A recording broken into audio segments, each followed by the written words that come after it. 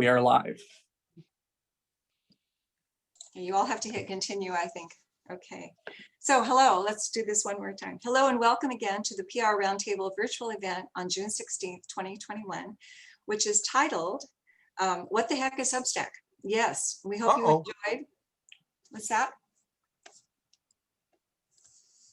Okay, anyway, I'm going to keep moving and let me know if there's something else I should be doing. Okay, hi. We're recording today's conversation. It will be available in a few days on our website at sfprrt.org, along with a recap of the program. And if you have, so today's program features Loren Feldman, who is the founder and editor-in-chief of 21 Hats, an online community for business owners. Loren hosts the 21 Hats podcast, and he edits the 21 Hats Morning Report, a daily email newsletter for entrepreneurs, which is outstanding. Previously, he was a senior editor covering entrepreneurship at Inc., Forbes, and the New York Times. Loren has also been editor-in-chief of Philadelphia Magazine and executive editor of George Magazine. He has spoken and moderated discussions at numerous conferences and seminars on entrepreneurship. Asking Loren questions today is Roundtable board member Sarah Segal, who began her communications career as a journalist and has worked on the production teams of CBS and NBC News before working for public and private companies and then agencies, including the Blue Shirt Group and Shift Communications. In 2018, Sarah launched her consumer public relations agency, Segal Communications, which was acquired in January 2021 by the Messina Group. So now it is my great pleasure to invite Sarah to open the conversation. Sarah Segal, thank you. Thank you, Molly, for the lovely introduction, and welcome, Loren. We're so delighted to have you join us today for this conversation. Oh, thank you, Sarah. Yeah, so I have been aware of the Substack platform probably over the last year or so, and then really just started, I feel like my knowledge and understanding of the space has really just started. And so I was speaking to the members of the board, and I said, you know, this is a space that I really love to know and more about. And I already was very familiar with your feed. So I thought that you would be a wonderful person to tell us not only about the focus of your account, but also a little bit more about the platform. So I'd love to start out with a little bit about, you know, what is 21 Hats, with the addition of where the name came from and kind of what you focus on in terms of your content. Well, again, thank you for this opportunity. I really appreciate it. Sorry, Loren, one moment. Will everyone mute themselves if you would? Thank you. All right, go ahead. Thank you. 21 Hats is a community for business owners. It's kind of what I've been doing for about the last 20 years, starting at Inc. and then Forbes and the New York Times. At each of those places, I was kind of a small part of a larger publication. I had grand ambitions to try to build a community of business owners. I got so far at each of those places and ultimately decided to try to do it on my own. And that's kind of what led me ultimately to Substack. The name 21 Hats is meant to be a kind of a show of respect, to acknowledge that to own and run your own business, you have to wear a lot of hats. Most people aren't prepared to wear all of them. And we're here to try to help with that, because most people who start and run a business need help somewhere. There's really no perfect preparation that can get you ready to do everything you need to do. Truth to tell, the number 21 is a little bit arbitrary. We thought it sounded good. The URL was available. There's nothing magical about it, but it's in the ballpark of what we think are, you know, the number of verticals that a business owner should be aware of and should be tracking. 21, that's a little daunting, but yeah, I can agree with that in terms of running a business myself. Yeah, I know. Anybody who's joining this conversation, please feel free to add your questions into the chat, because I will definitely integrate those as we go. So when did you actually go live on Substack, and why did you actually choose that particular platform? What drew you to it? Well, there's a little bit of background. Just quickly, I actually left Forbes in September of 2018 and partnered with somebody to start 21 Hats. And it was kind of my idea and his money. He had an established business. Unfortunately, when the pandemic hit, his business took a turn for the worse, and he needed to focus on his core business and not invest in building what we were going to build together. So we parted on very good terms. I got all the things that we had been working on together. I've been focusing on it myself since October of 2020. And that's, I'm pretty sure, about when I joined Substack, if not October, November. What was the draw of the platform? Like why? Because obviously a lot of people here are probably familiar with things like Medium or starting your own WordPress blog. What was it about this platform that was appealing to you or the two of you at the time? Well, there are a couple of things. One is that it's basically free until you start charging for your newsletter, and that's certainly an important selling point. It's also, as you're probably aware now, it's become pretty popular among journalists. I think when I joined in October, there were a few journalists that I talked to who were not familiar with it. By now, they're all very familiar with it. It's especially well known among journalists who have been laid off or are afraid they're going to be laid off. In my case, happily, that wasn't exactly the circumstance, although somewhat close. It's done well because it's a way for a journalist who has something of a following to try to capitalize on that following and develop an independent business with actual revenue. So it's different from Medium or other platforms, WordPress that are blogs that people have to come to, as opposed to a newsletter that you shoot into somebody's inbox. It was set up very smartly. It's venture backed. Andreessen Horowitz backed it. They have a lot of money. They've been doing this for, I think, 3 or 4 years now. I'm not sure exactly. So they've been building for some time. They've done a lot of things right. One of them is they made it very easy for people like me who are familiar with content and not so much with technology. So I've done newsletters before with my partner. Before I went off on my own, I was on Pardot, which is part of Salesforce. It's clunky, it wasn't designed for for journalists. It certainly can be used, but they made everything extremely easy on Substack. So it's a combination of factors. It's gained momentum. Other people are doing it, and when you do get to the point where you want to monetize and you want to start trying to charge your subscribers, it's extremely easy. You just you click 2 boxes, basically. You have to sign up on Stripe. You have to take the credit card payments, but it really couldn't be easier. And even just getting set up for me, I think I downloaded my 5,000 subscribers from Pardot and uploaded them and was ready to publish a newsletter literally within 20 minutes. So another big selling point. Are you you haven't monetized yet? You haven't clicked the button just yet? I haven't. I've been exploring different options. I have recently engaged a partner who is going to be trying to sell sponsorships. So,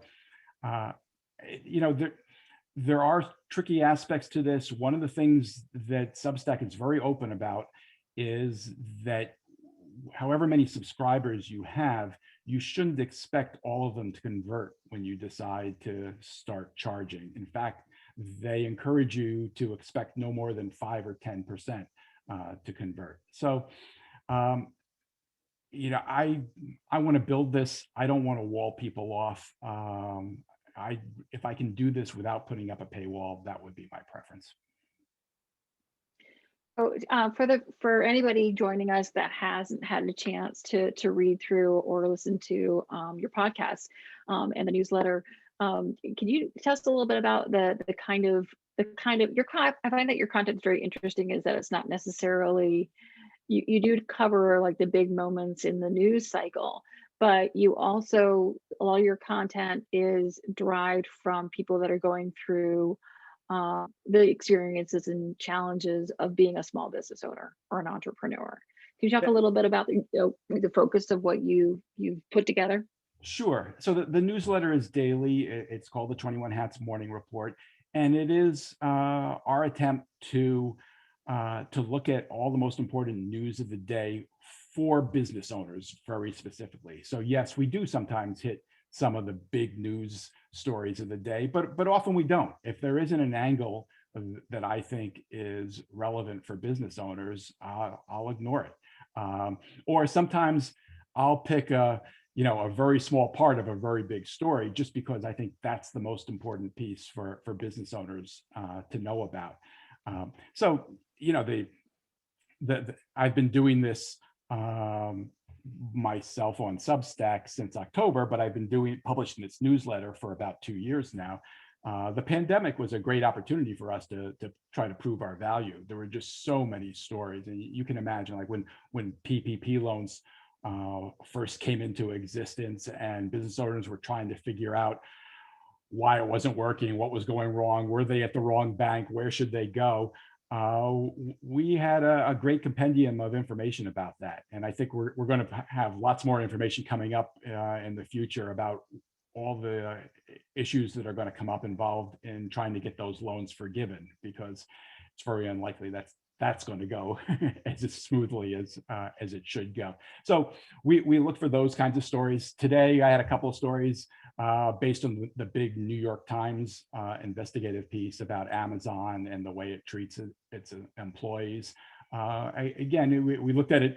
We quoted the employee turnover rate for Amazon, which I think was 150%. And again, I tried to look at it from the perspective of what other business owners who are struggling to hire employees right now would find interesting. There was also a story in the Wall Street Journal today about companies that are trying to compete with Amazon and kind of using the fact that they are not Amazon as a selling point. And it recounted, actually it was the San Francisco business, maybe you guys are familiar with, called Peak Design. They sell kind of tech related bags, camera bags, stuff like that. And they used to sell on Amazon until Amazon knocked off their product, gave it the exact same name, and sold it for, I think, a third of the price. A little story like that and a bigger story is the kind of thing that I'll focus on in the newsletter. The podcast is weekly. I've been tracking the experiences of 6 or 7 business owners. We add a new one every now and then, but basically a core group of business owners since before the crisis began.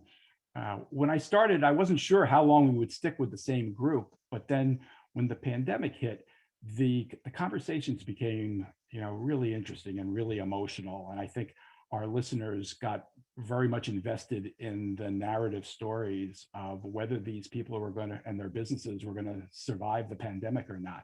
So of the businesses we were talking to, I talked to 3 of the 7 every week. And of those 7, a couple of them did better than they would have without the pandemic. A couple of them did okay. And a couple of them were kind of fighting for their lives. And it made for a really interesting and sometimes emotional conversation throughout. And,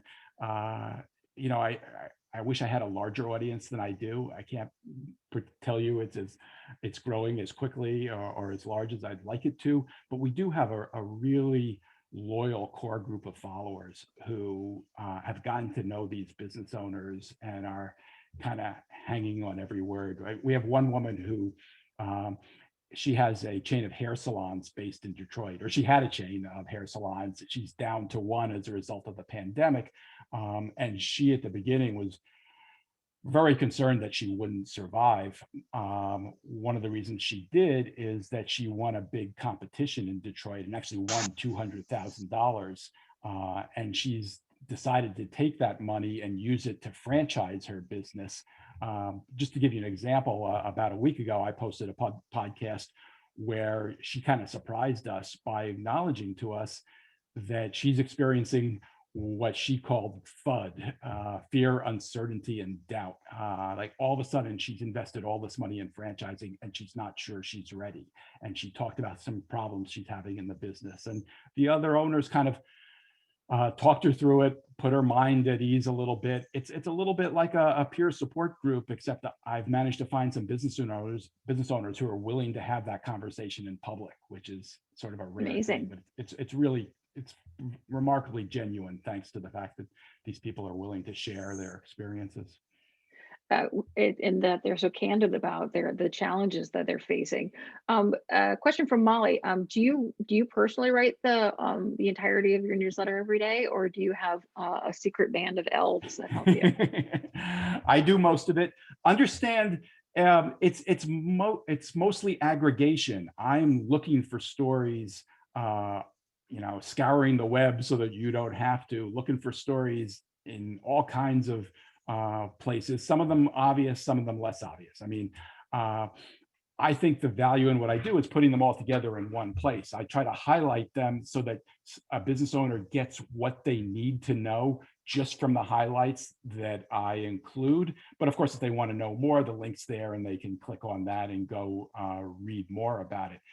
So it is the time consumption is looking for those stories. I'd rather not find them in the Wall Street Journal or other places that everyone knows to look. I frequently, find something that's surprisingly relevant in, general interest publications and include those.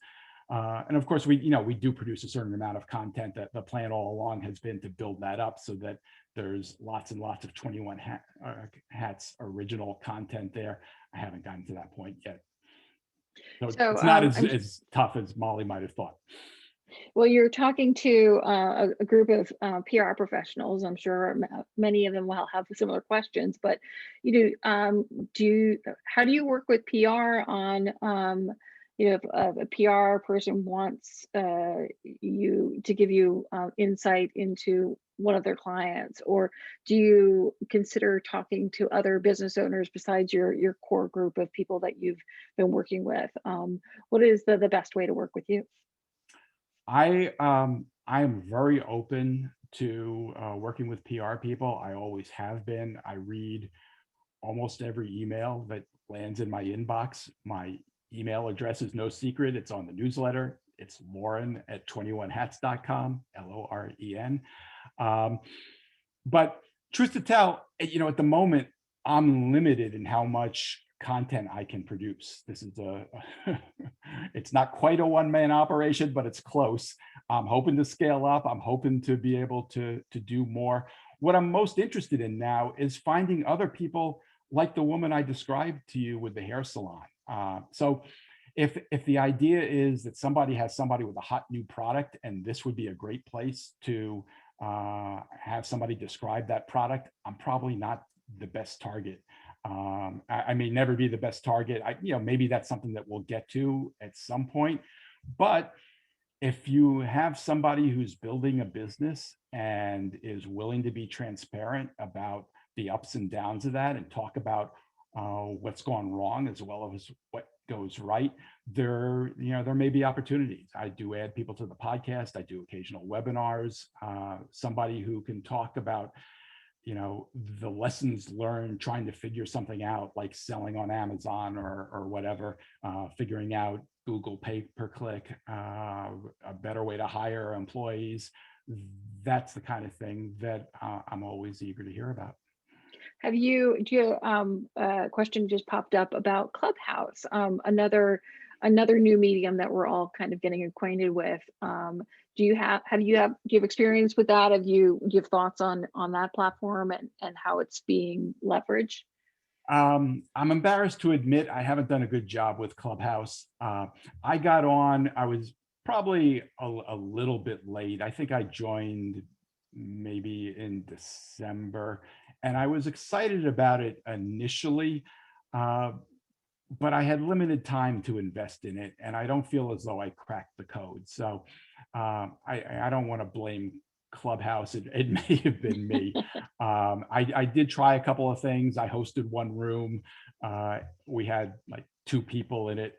I think some of what I observed from people I knew and people I didn't know who were trying to find their way there, I think there's a way to do it. Yeah, one thing I would put, I mean, it's changed a lot. And to be honest, I haven't been on it in probably 2 months. So it could be very different today than the last time I was there. One of the things I loved about it is that it had a remarkably diverse audience, and also an audience that was eager to pitch in and help people. So I had a friend with a podcast who went into a podcast room and was invited to describe what the podcast was about, and then told to take down the contact information for everybody in the room, and got a commitment from everybody in the room to promote that podcast.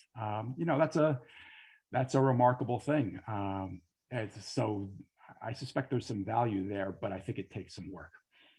What do you think the future of what you're doing, and as you mentioned, a lot of journalists are worrying about the future of their job security in our crumbling journalism world. Do you think that we're at the beginnings of kind of this independent journalist take on the world, or where do you see this kind of content going? Are we going to see in the end of the year, are we going to see more journalists popping up on this forum and using Substack to leverage a following that they've already established? Are we on the cusp of more of this? Is this where journalism is going? I think that's a good chance. Journalists go to Substack for different reasons. I mean, some do it out of strength and some do it out of desperation. Somewhere in the middle.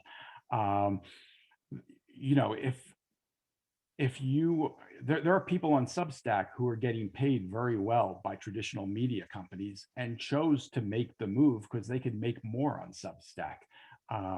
And that's going to continue to exist. That's not going away. Whether it will make money for Substack and Substack will end up being profitable or not, I don't know. If not, Substack could go away, but there'll be something to take its place. And journalists who have those big followings and who people are willing to pay a lot of money for, they'll continue to do it. I think a big part of this is just the newsletter model. I think I love newsletters. I think newsletters are great. It's from both, and I subscribe to some that I really like and look forward to reading. And I am, really delighted that something like 5,000 people are willing to let my newsletter show up in their inbox on a daily basis. Not that all 5,000 actually open it, but I think that's going to be here. I don't see that going away. There'll be different platforms and different bells and whistles, but it's such an intimate way to connect. I think that will stick around. But I mean, media business is tough. I've worked for a number of publications that no one's ever heard of because they aren't around anymore, and that's going to keep happening, unfortunately. In particular, I worry about local news, and I think part of the solution to that probably will be newsletters and platforms like Substack. Yeah, I'm a big newsletter fan myself. Are there certain newsletters that you would recommend to the folks here that you like a lot? Yeah, I think it really just depends Outside on of yours. Of course, everybody should be reading the 21 Hats Morning Report. But aside from that, it depends on your personal interests. I'm a sports fan. I get a newsletter from The Athletic, which is an interesting digital publication. There are rumors lately that the New York Times is going to buy it. They started up. I think that happened.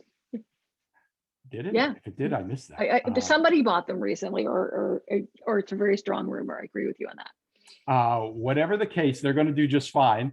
And unfortunately, they're part of the reason local news is in demise. I mean, they hired the best sports writers at local newspapers all around the country, and that was devastating for those newspapers, some of which I once worked for, and I don't feel great about that.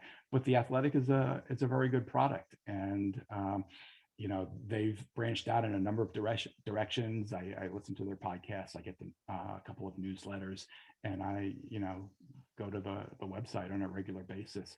Again, I think it's a matter of your personal interests. PR. You said that you've always had a good relationship with PR folks, I didn't say that. working with them. Oh, okay. Okay, so you've always had a great with... relationship with some PR folks. Okay, well, thank you for the clarification. Yeah, I mean, what makes that great relationship with a PR professional for you? And what are the big no-nos or the sloppy PR moments that have really turned you off from establishing a relationship with a PR person? It's not very complicated, and I bet this doesn't apply to anybody who's taken the time to be on this Zoom call. But as you guys may know, there are public relations people who just basically spam every journalist they know without taking any time to figure out whether what they're sending would actually be of interest to the person they're sending it to. So without exception, the public relations people, and there are quite a few who I've had the best relationship with, are ones who were interested in figuring out what I was trying to do, understanding my little niche, and coming to me when they had something that they thought was appropriate. They weren't always right, but if they had taken the time to try to figure it out, I was always appreciative and would always respond. We've talked a little bit about this and the future of journalism. I don't know if you ever watched John Oliver, but he did a whole. He is part of my Sunday evenings, and he did a piece all about pay to play and how a lot of media outlets are using sponsored post or contributed content or other ways to make dollars for their publication outside of the traditional. We used to pay a quarter for a copy of the newspaper through the newspaper box, right? And traditional means of selling that content are gone. What are your thoughts about news organizations kind of intertwining this almost advertorial content as a way to subsidize their revenue? Is it there are a couple of big bright lines there. If it's called advertorial or native advertising, I think that can be okay. It just has to be disclosed and prominently. Some places do a better job of alerting readers to the fact that something is sponsored content. It should be very, very clear that it's sponsored, and then it's mostly fine. Pay to play is usually connotes that it's hidden. You wouldn't say pay to play about a standard native ad. It's pay to play if somebody wants to pay a publication to appear in that publication, and that fact isn't disclosed, and that's just wrong. It shouldn't ever happen. The contributor model is kind of in a gray area, in my opinion, and I've managed a number of them, and I'm actually trying to do a little bit of that at 21 Hats. I first did it at the New York Times. I started a small business blog there where I engaged at any one time maybe between 8 and 12 mostly business owners, a few journalists to write for the blog. The journalists got paid a small amount.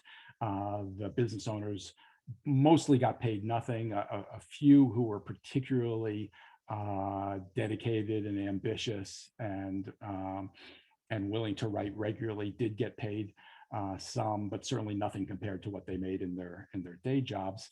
And I edited what they wrote, and I was the one who clicked publish, although while I was at the Times, that shifted and it went through the copy desk after a while. But we at the New York Times controlled when and whether it got published. I went to Forbes after that, where it's a very different model. At Forbes, I was in charge of all the entrepreneurs, contributors. That was when I got there, probably around 150. There was I didn't like very many of them. I got rid of a lot of them. By the time I left, I probably had replaced most of them and had maybe around 180 contributors. You can imagine it's not possible to manage 180 contributors, let alone edit 180 contributors. The model at Forbes is you basically vet people, figure out whether you trust them or not, and then give them the keys to the platform and let them publish. And you monitor afterwards. If somebody crosses a line, you either warn them or get rid of them. And it's difficult. There were people who made great use of it. There were people there who were just terrific contributors, who wrote frequently, developed a following, used everything the right way, and I think wrote great stuff. They were kind of the exception. There were a lot of people there who were more interested in just, expanding their digital footprint, and maybe published a lot without a lot of thought. And, all I can tell you is at 21 Hats, I've hired a couple of contributors. They're unpaid. They're business owners who are kind of sharing their journey or talking about their area of expertise. And I'm editing every word and publishing it myself. So that shows you what I'm more comfortable with. Sarah, I can't hear you. I muted, sorry, I had a dog barking. What makes a good contributed piece? Like, if somebody were to approach you, regardless of the content of it, like in the focus, whether or not it's about business or science, what makes a good piece in your mind, having had this experience of being that gatekeeper for submissions? Sure. I can tell you, I'll tell you that the best pitch I've ever gotten came from a business owner directly, who sent me an email at the Times shortly after I started the small business blog. He sent me an email that said, basically, I've been reading the blog, it's pretty good, but you're missing one thing. This was in 2009, so we were already into the Great Recession. And he said to me, you should have somebody writing about what it's like if your business is failing during this recession. And I'm willing to do that for you. I'm probably going to go through bankruptcy. If you want, I'll take you all the way through bankruptcy. Obviously, that's not why most people pitch media companies and journalists. It was kind of a remarkable pitch.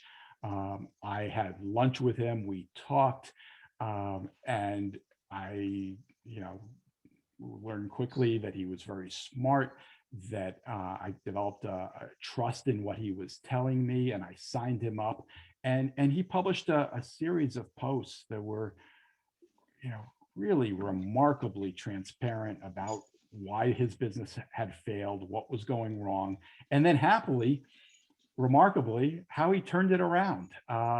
Much to his surprise, the business survived, and he kind of took us on that ride. And I think he was willing to share, in part because he thought it was all going away. But having set that precedent, even when it went well, he kept sharing. And a couple of years later, he turned a profit, and he told us to the penny what that profit was and how much he was taking out of the business. And about 3 years after he first started publishing, he made a stupid mistake with his Google pay-per-click campaign, and his phone literally stopped ringing, and he didn't know why. And it took him several months to figure out what he'd done wrong. But at first, he thought it was another recession. He once again thought he was going bankrupt, and was ready to start laying off employees, until he figured out he'd made this rookie mistake that he could fix in 5 minutes, and his phone started ringing again. So yeah, he actually wound up getting a big book deal out of that. And he's one of the guys, his name's Paul Downs. He has a custom conference table business and he's on my podcast now. I've heard him. I've listened to him. That's a yeah, it's the rookie mistakes. As a small business owner, you're wearing many hats, and it's you learn the hard way sometimes, right? Well, I hope that answered your question. You know, you were asking, you know, what makes a great, you know, contributed post. It's being genuine.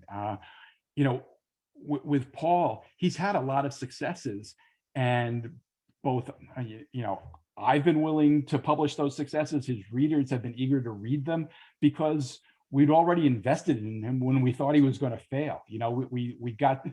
I mean, it's not like everybody has to be failing to send in a good pitch or to be a good contributor, but you have to be genuine. And because he was so genuine, and because he shared both his ups and downs, people are willing to listen when something goes right. And you know, that makes a huge difference. If you're just trying to describe the successes, the wins, people aren't going to care as much.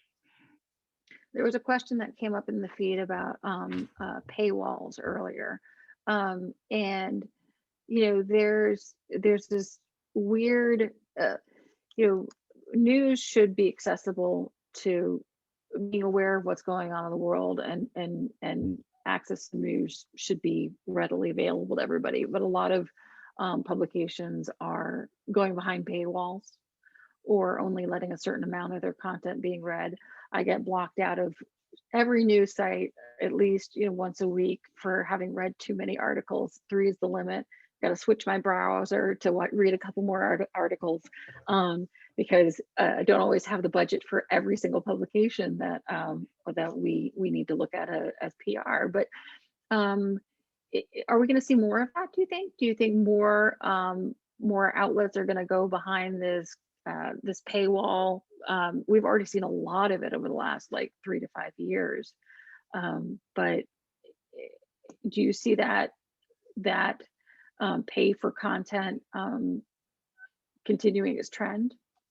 I think so, and I actually think it's a good thing.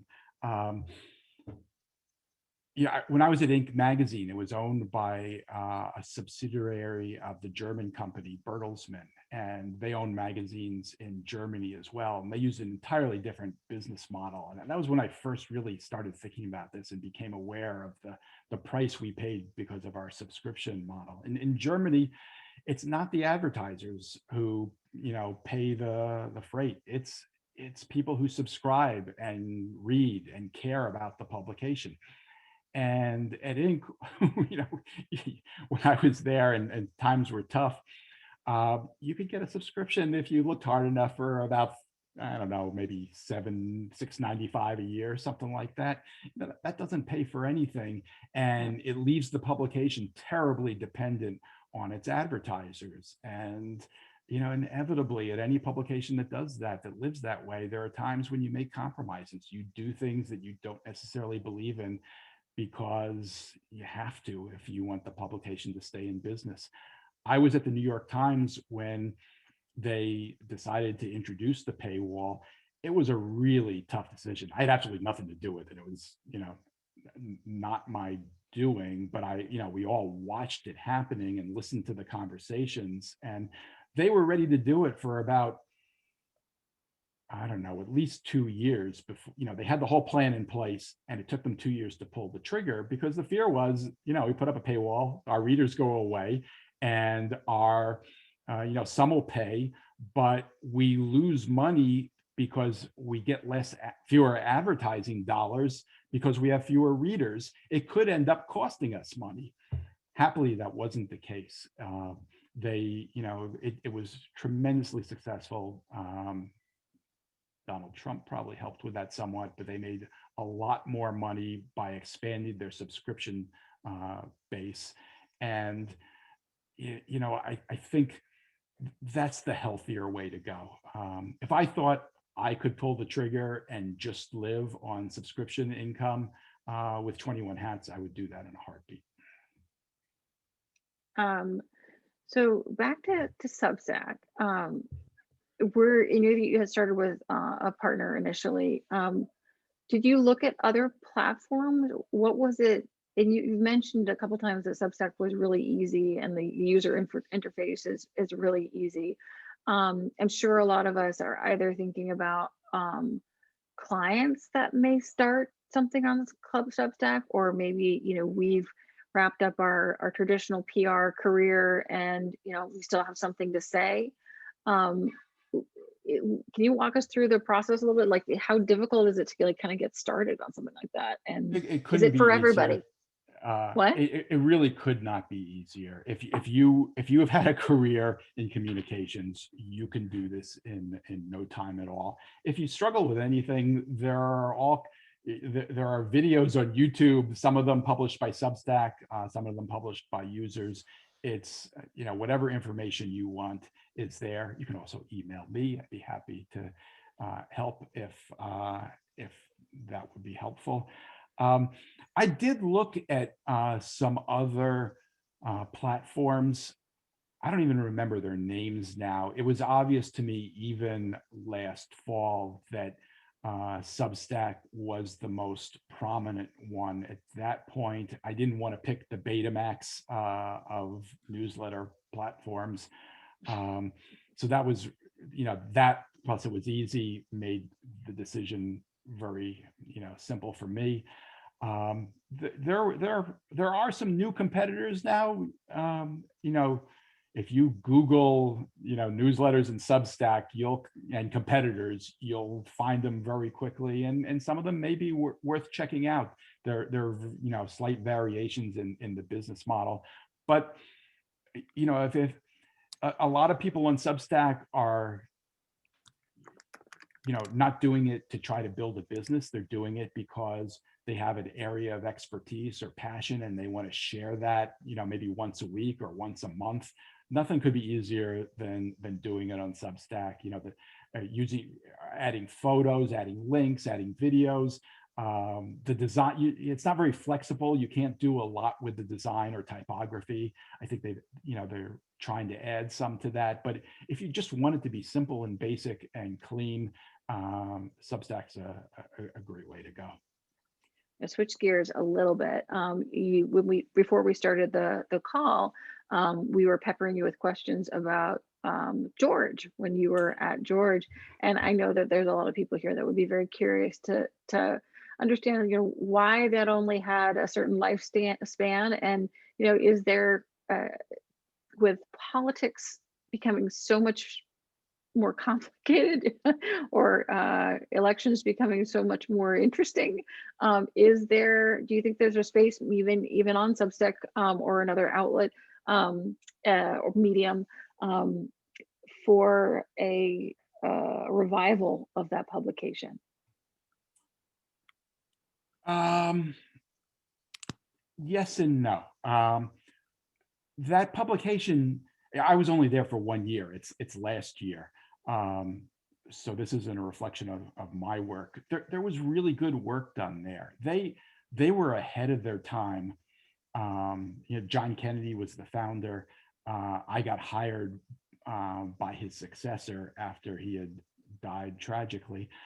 So I never even met him, but he was really onto something in looking at the intersection of politics and media and entertainment. And they did some great stories that I think, they kind of broke new ground, and a lot more people pay attention to that space today as a result of what they did. But there are lots of those stories to be done. And, somebody who set out to do those stories would find plenty to write about. That said, the magazine never really found the following. And even then, even in the late 90s, I was there in the year 2000, it folded at the end of 2000. Even then, a publication that strove to be truly bipartisan struggled. There just weren't enough committed readers to read that publication.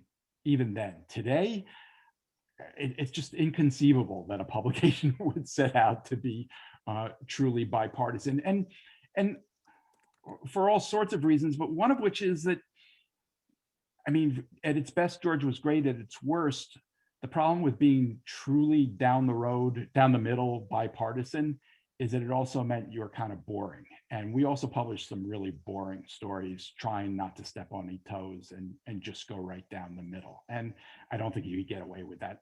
You couldn't get away with it then. You can't get away with it today. This is true. Middle of the road can be boring. That's why, a successful business is, is maybe a little less interesting in the beginning than talking to somebody who's going through a struggle. That's true. I understand that. So question for you on the searchability, like, or two questions. Do you get compensated at all by Substack? I think that there are, and tell me if I'm wrong, I think there are a couple journalists that were brought over to Substack that have been subsidized by the company to kind of build up that reputation of being a new place for journalism. Can you talk a little bit about that? Sure. I wish I had more firsthand knowledge of being subsidized. I have none. That tends to go to big name journalists. Andrew Sullivan is a very prominent example of that. Somebody who had a very large following, previously had his own platform, was at New York Magazine, and then went over to Substack. My understanding, and again, since I have no personal knowledge, I could be wrong about part of this. I don't think they pay any of these people necessarily a salary, although that could have changed. That could be wrong. I mostly pay attention to my own struggling world. I think the deals that most people get, especially down the food chain, are kind of an advance against future earnings. So Substack will look at somebody that they think is promising, who has a following that is going to be able to monetize that following. And they'll say, we'll give you $80,000 right now. That'll, kind of be your grub stake to get you through this year while you build your following and start to monetize. And, as money starts to come in, you'll pay us off. I think that's the deal that they generally offer. That, nobody gets that because they want to write about, their love of cats once a week, or whatever it might be. Not that couldn't work, and I'm sure there's some terrific newsletters about cats, but that's not who Substack is looking to subsidize at this point. I don't believe. I'm going to tap into Molly. She's been doing a good job at looking at the chat for questions. Molly, what have I missed? So people are really curious about Medium. Kamna Narain says, curious to hear what you think of Medium setup with the option to make posts visible only to their paywall. And how does this compare to Substack pros and cons? Do you know? Do you have a comment? I don't know a lot. I know that Medium is going through big changes. They had a business publication there called Marker. I mean, maybe they still have it, but there was tremendous turnover there, including the editor and actually the top editors within the past month or so. And some of those people were friends of mine who I'd worked with at Inc. And they had been doing some, really good work. It was kind of a traditional digital media publication. There was a paywall. People had to subscribe if they wanted to get more than a certain number of articles. I was happy to subscribe. I found a lot of great stuff that I put in the morning report. It was I'm very sorry it left. I don't know what exactly it means that Medium stopped doing that. Because I think they were on to something. So they're model shifting in ways that I don't completely understand. I think, I know they have a newsletter capability. I think they're a little bit late to the game. So I don't know that they are offering anything different enough that would attract the people from Substack to go there instead, or to move from Substack to Medium. but it's possible I'm missing something. There is a lot of ferment in this area. Facebook is coming out with a newsletter platform, I understand, and given their heft, I'm sure there'll be a lot of people on that platform. What the rules of engagement will be. Obviously, I have no idea. But again, I think the idea of Medium allowing you to monetize and to put up a paywall, I think that's a good thing. I wish they had continued to do it with Marker, which I thought had so much promise. I don't know what it means that they didn't, what that suggests about their future. But kind of what I said before, I think it's good to charge subscribers for good content. So there's another question, interesting question. Kimberly Charles asks, might Loren consider a George 2.0 Substack? Heather Cox Richardson seems to be a lonely voice out there trying to opine with context historically. What do you think? She might already have that space. For those of you who don't know, she is one of the, easily in the top 10 most successful people on Substack.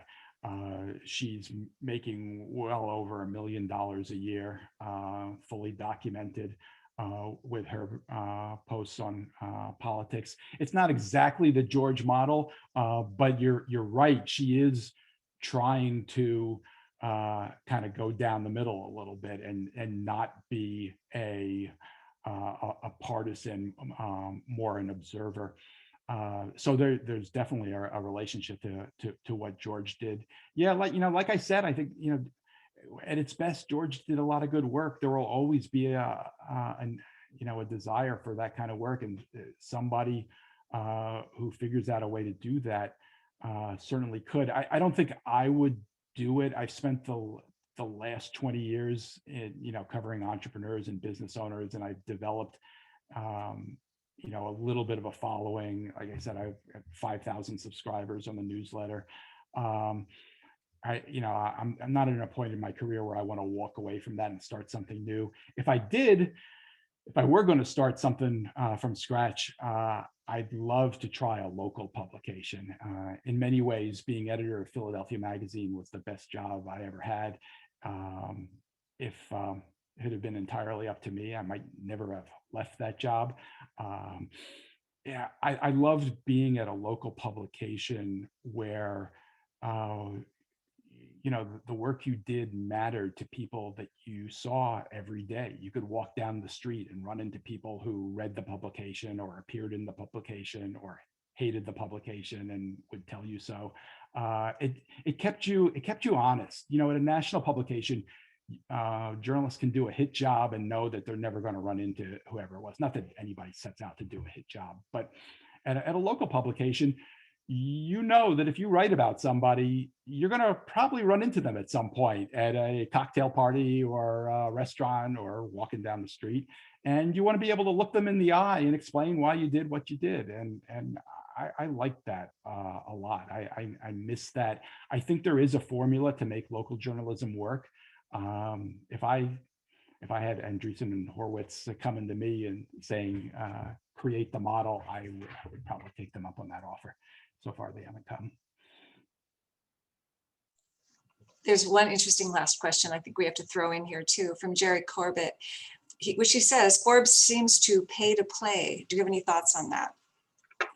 I don't believe they do. I'm not sure exactly what you're referring to. There have been stories through the years, people,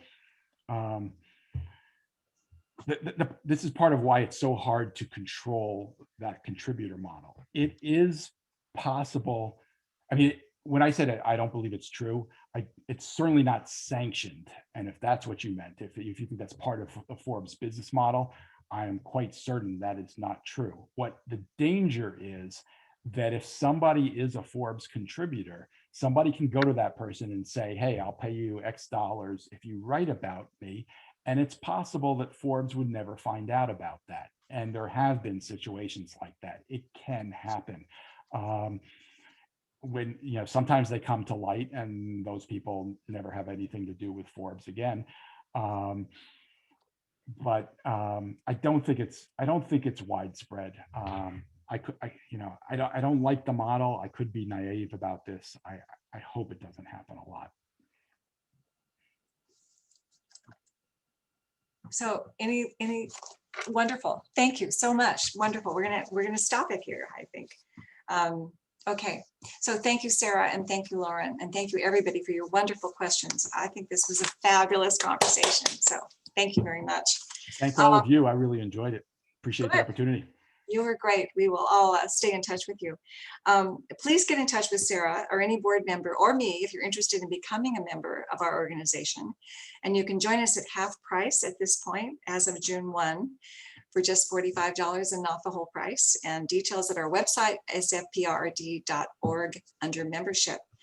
We're working on some special programs this summer and look forward with our fingers crossed to gathering in person this fall. So stay tuned and watch for roundtable news in your inbox. And last but not least, we have a door prize. Today's prize is a copy of the book Spin Cycle by Howard Kurtz. And the winner is my friend, and I honestly, this is honest, Kamna Narain wins. Wins the book. So we'll get that to you. Please let us know what you thought of our program today and suggest ideas for future events when you receive our survey. I think we're done. Thank you so much. Thank you.